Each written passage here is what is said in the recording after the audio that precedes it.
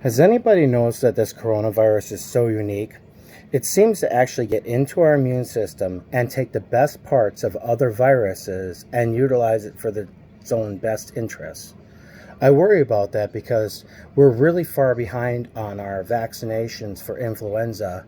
And as we start vaccinating our people that are able to get influenza, won't that knock their system down during that time frame, weakening them and making them more susceptible to getting the coronavirus as they're starting to get the uptick in the ability to fight the actual flu? And now I also want to ask you, okay, now think about this.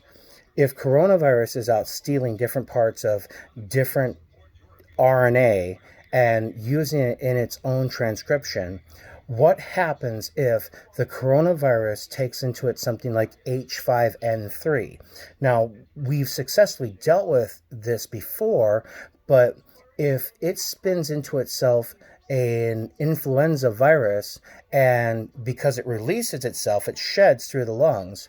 What would we do then if people who are coming in and they're testing positive for influenza and influenza type, but at the same time, the influenza is actually a modified coronavirus, and they've overlapped because they've interwoven their RNA on the transcript?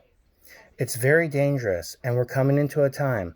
I have a bad feeling that the left wants to make this into something like, look, Donald Trump killed these people. And the truth of the matter is that there are going to be a lot of people that are going to die. And they're going to die all over. Our children have it, and our elderly are going to die.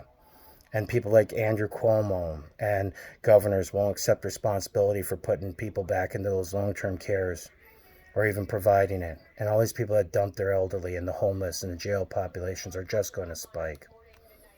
And we could be looking at having between, 5 and 10,000 people dying a day. We could be looking at so many people dying a day that we really do have to get freezer units and wood chippers and incinerators out because we just won't have a spot to bury them. God bless God.